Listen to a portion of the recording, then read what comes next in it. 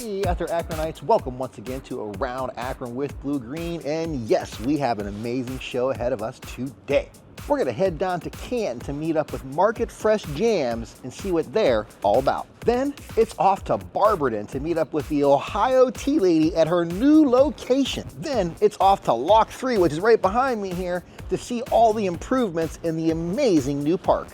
Now to kick this show off today, we're headed down to Canton to learn about Market Fresh Jams, to see about hot pepper jams and fruit jams and all that goodness. Let's go see what Market Fresh Jams is all about. Well, I guess I grew up making jams with my family. We always had a healthy garden, so those things were always part of it. But for us to fall into it, it was not a natural thing. Yeah, so we got a table at a local farmer's market to sell some extra produce that we typically have from our gardens. The weather did not cooperate that year, so we had to find stuff to fill our booth. So we put baked goods, beach glass jewelry, jams and jellies, 2 or 3 different flavors. And week over week, the jellies seemed to be the hit. So by the end of the season, that's all we had on the table.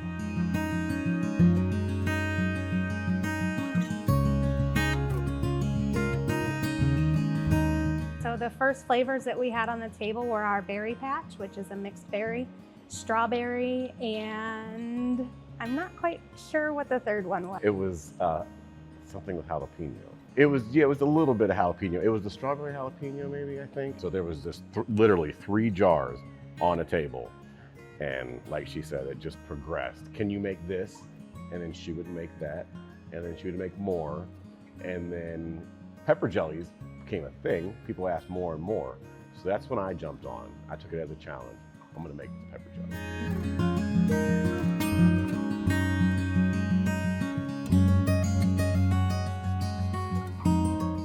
We get the average person that says cream cheese, right? Pepper jelly and cream cheese. So people know that. But other things that we're teaching them are a wing sauce, makes a great wing sauce, or a glaze for pork, or a condiment on your sandwich. I would feel like it's an even split. I think it's a fairly even split. Yeah, we have ones of both that will sell out at every show. Like hot pepper garlic is out every show. But blueberry cobbler, we sell out of pretty much at every show too, so. A lot of our kind of off the path flavors really come from just having extra of making this jam and this jam, right? Blueberry cobbler was one. I love cinnamon and vanilla, and blueberry cobbler is a great dessert. So we said, let's just make one that tastes exactly like the cobbler without the hassle. So, yeah. And that led to pineapple upside down cake, yes, and key lime pie.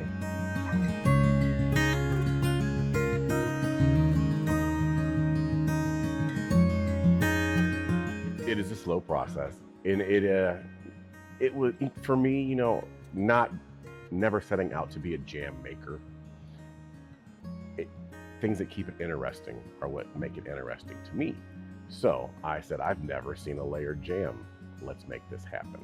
And I set out to make it happen, and it took a while, but found a way to make it work. So we did more, but we don't have as many as we used to, but that one back there is still our number. I mean, how many did we sell that one year for Christmas? Yeah, the traffic stopper was a huge hit that first Christmas, still is, but we had our local realtor order 20-some jars for her clients for that year, and lots of different Christmas gifts for it, just because it's pretty unique and very tasty.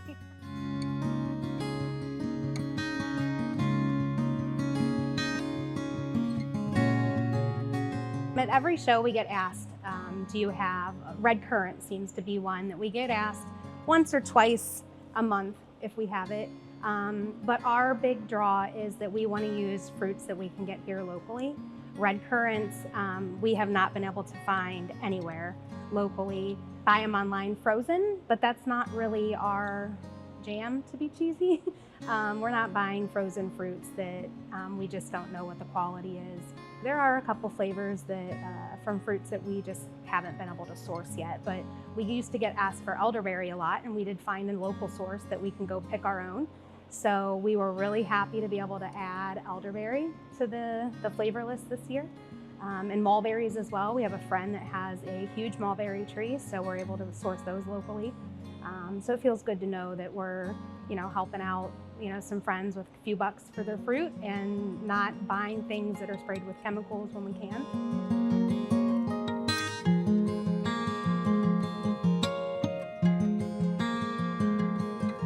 I never really paid attention to how the fluctuation of fruit prices.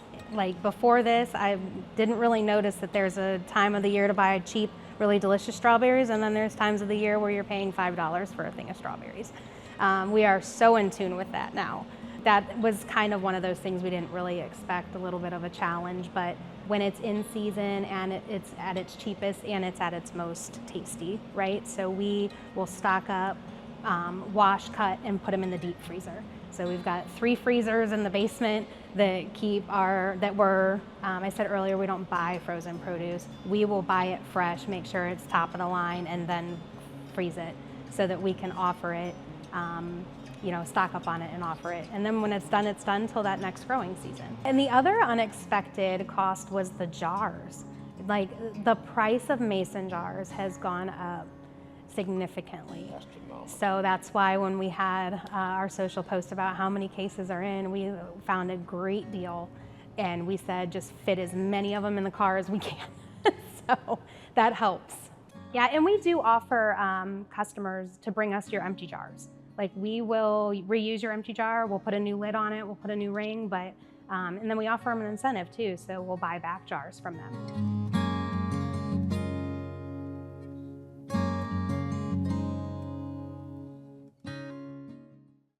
Next up, it's over to Barberton, Ohio. Last time I met up with a tea lady, she was in Akron. Now she's in Barberton. Let's go see what the Ohio tea lady is all about. I had to make a very wise decision, and believe me, it wasn't easy because I wanted to be in my hometown, and I really didn't know anything about Barberton except for the Mums Fest. I would come to that almost every year. So it was very challenging, but I feel with what I was giving and the opportunities that I had in the city, it just was a win-win. I couldn't turn it down. This was a great decision and people love it. They'll still come. People travel all over the United States and other countries just to come here already. And I haven't been here a year yet.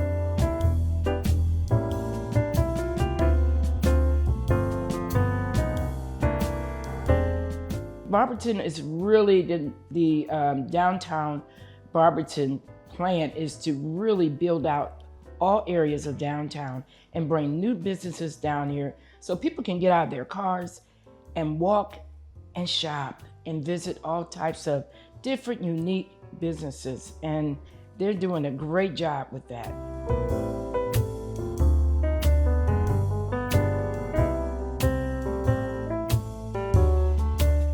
The things that we had to do is that the building, this has been empty for over 25 years. This is a historical building, and because of that, I had to build it out from the floors to the walls. We built out this room. I mean, we just had to do a lot of work in getting this ready for the tea lady, and my contractor was just amazing.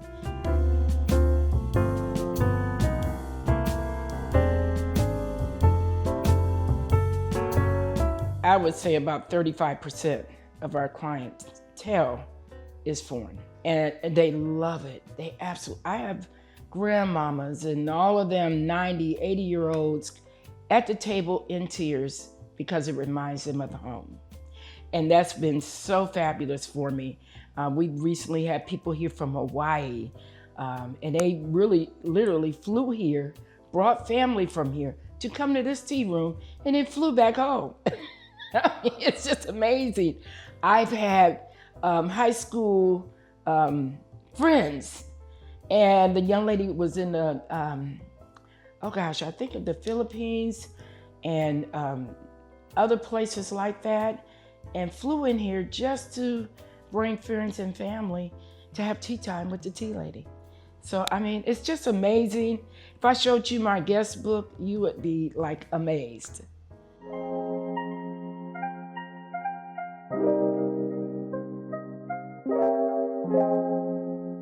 What we do, our tea is loose leaf tea that we serve. So our guests can come and go to our tea counter and pick out any tea they like. And then we come out and we prepare it for them. They don't have to prepare their own tea. We let them know that it needs to steep for about 4 or 5 minutes, depending on what type of tea that they have. If it's a white tea, maybe about 2 to 3 minutes or less, because it's a very delicate tea. If it's a herbal tea or a black tea, it needs to steep longer. And we let them know about 4 or 5 minutes. And we come out and we'll prepare their tea. And then after that, they can go ahead and enjoy it. So that's basically, when it comes to the tea service, that's what we do.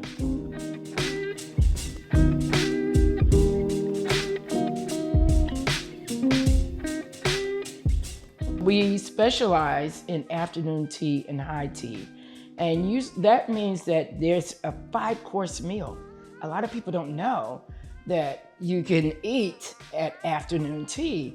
But yes, it's a 5-course meal for us, we serve a really nice fruit parfait.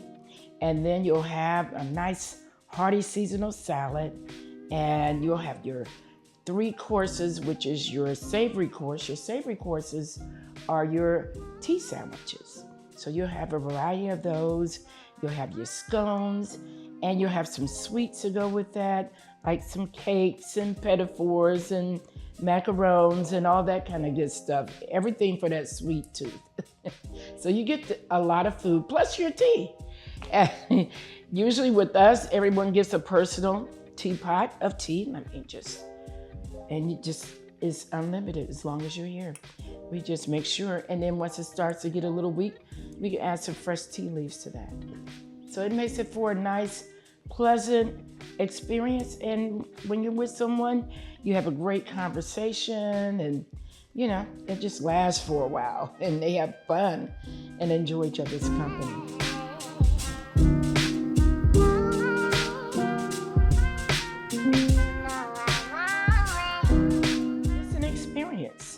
That's what it's about. You want to come and you want to enjoy your time with someone.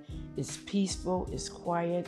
It just really evolves into a great conversation with whomever you bring. And you talk about things that's either pleasant or things that's uncomfortable, but it just makes it easy for conversations to happen and just bring more fellowship, more closeness with that individual or other people that you bring. Like this past weekend, we had a book club come, and they had an amazing time just to sit and discuss the book that they were reading amongst each other. And they had a wonderful time. You're not bothered by being around a whole lot of people and people bumping into you and all of that. It's just very comfortable and a very easy environment to have a great conversation.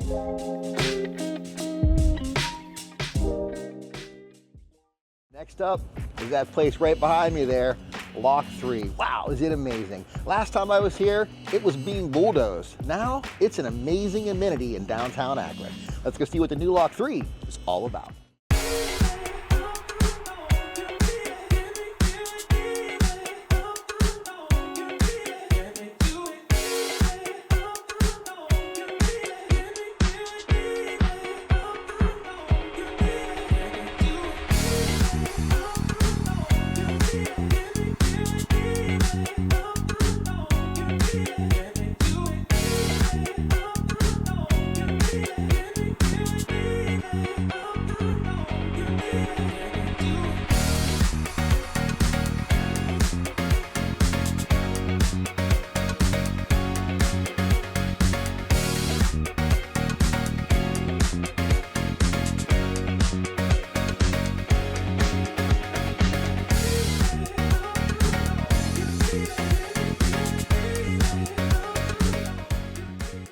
So what really made me want to do this story was I'd seen some people commenting online how much they thought Lock 3 looked horrible now, and I strongly disagree. Lock 3 is beautiful. I mean, I want to bring people to Akron just to show them Lock 3 now. This is truly a beautiful park that we can all enjoy year-round. Literally in the wintertime with an ice rink, summertime concerts, gatherings. Got a little forest. You can hear birds. This is wonderful. So one of the specific comments that I heard someone say was they didn't like walking through these areas because they had to go through a spiral to get from point A to point B. And I love it. It's like a little park. Look at this beautiful landscaping. Now we have sidewalk access. You can actually walk right off the sidewalk onto the patio, and you have seating everywhere for you to sit, have a picnic, bring your family, read a book, have a date, relax, whatever. It's all here for you in Lock 3, which has now become a park. Not just a concert venue, but an actual park.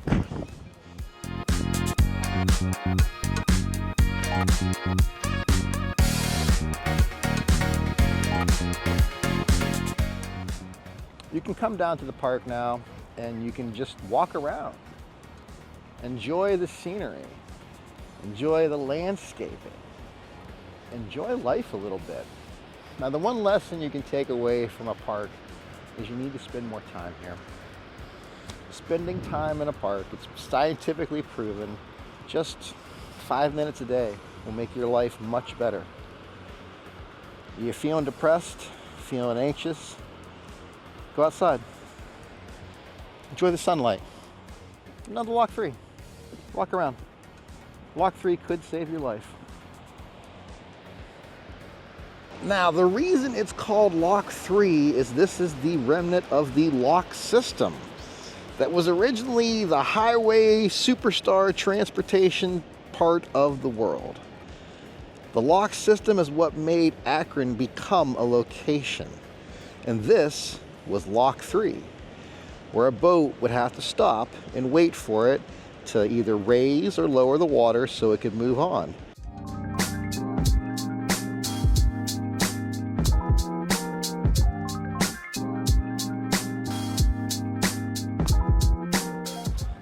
This now is the remnant of the hill here. So you still have a grassy hill where you can come up and have a seat with a blanket and watch the show, or just come down here on an off day and get some sun.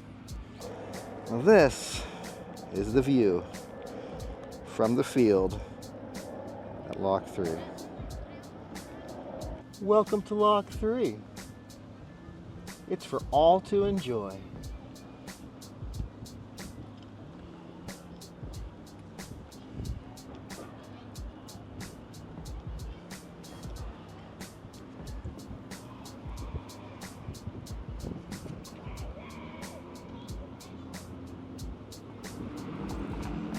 Right off of Main Street. Look at that. Beautiful.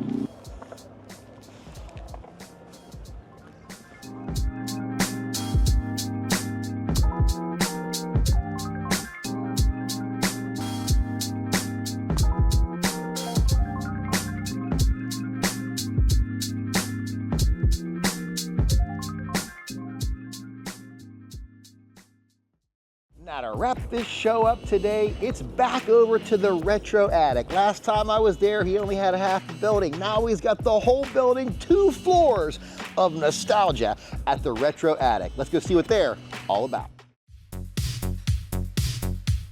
Lots of changes have been made. The last time we talked, I was just upstairs, had about, I think at that time, maybe 3 rooms in this building, which maybe would have equated to about 900 square feet, somewhere in that range.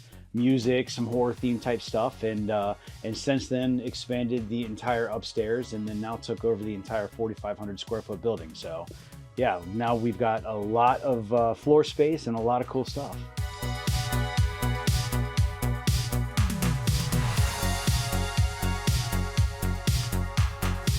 100% brick and mortar.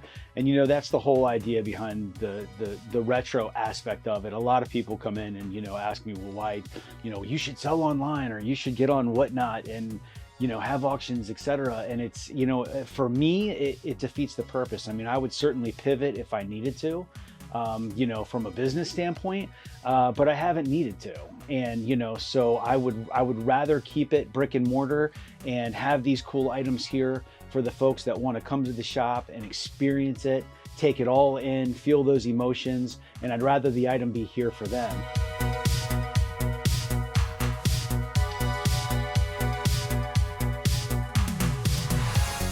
When opened up upstairs, you know, had some things to fill the space.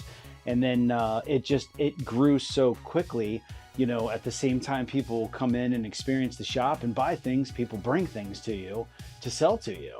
And, you know, as long as you keep that buy, sell, trade ratio, like, you know, pretty equal, like that's how you try to run a good business. Well, I was actually buying and acquiring way quicker than I was selling. So shop was doing great, but was acquiring a lot, started to fill up backspace in a warehouse. Once we got the warehouse full and then took on more space, then we were able to pretty easily fill the place up. So, but yeah, it was pretty much mostly all acquired just over the last 3-4 years.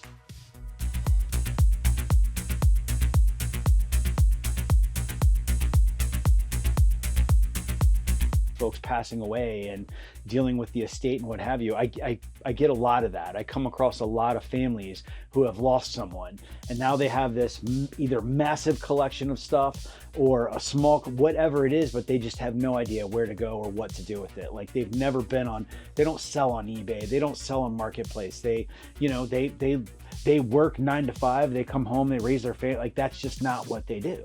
And so they need advice, and they'll call here to the shop and I end up at their home, and it's such a blessing for me to get to be a part of this collection and help guide them. If it's something I can or can't use, you know, either way I help them. And that is the most fun because you are getting to know someone, you're getting to know their story, you kind of get to know the person who's passed away. As eerie as that sounds, because of the items and the things that you're coming across, and like there's kind of a unique connection there that you start to feel that might sound weird, but if you've done it, you know what I mean. And you get to help the family through this tough time. But you also find some really cool things, and I have unearthed some pretty amazing collections that way. And generally speaking, there is a commonality, like you said. If someone did like to collect, you know, Marvel items, you know, DC items, you know, from the 60s and 70s, they tend to have a lot of it. And you keep finding more of it as you're looking through this estate. And so the pick is real, the emotions that go into it are real, and it's a lot of fun. But yeah, I'm always coming across those most unique finds that are a lot of fun.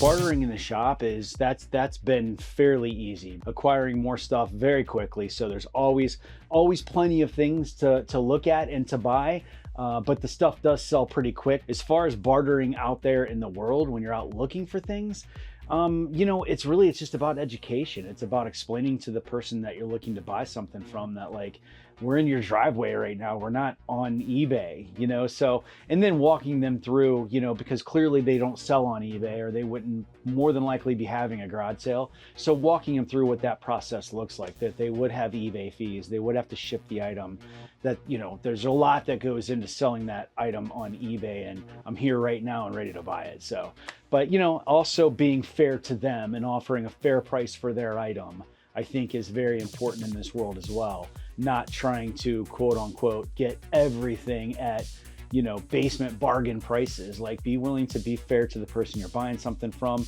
but leave yourself room to also fairly sell it to the person that wants to buy it from.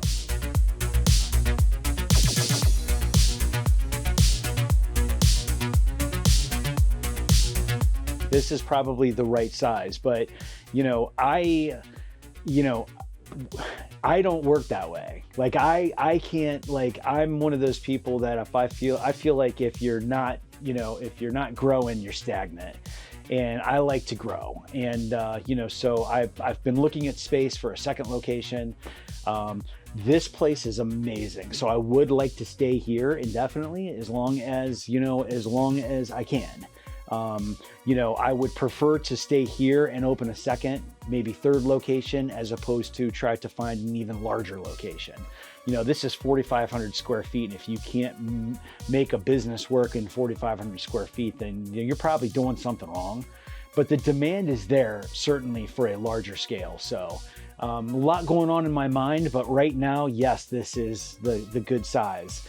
But the history of this building, when you walk into it, is all ties into the nostalgia of all of it. Like the wooden beams in each room having a different theme. And, there's a big sports room in the back with huge iron beams sticking out of the walls where it was an old mill.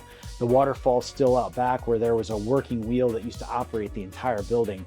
And you can just feel the 152-year-old building that you're in when you're in it. And I love that. I love that feeling about this space.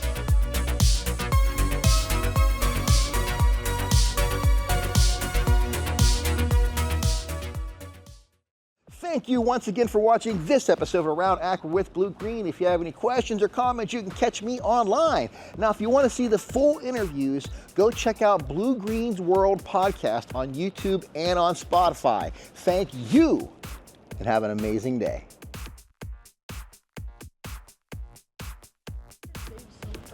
Okay.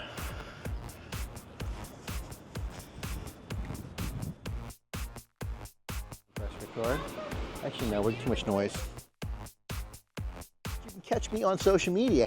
And if you want to see the full interviews, you can catch Blue Green's World on YouTube and on Spotify.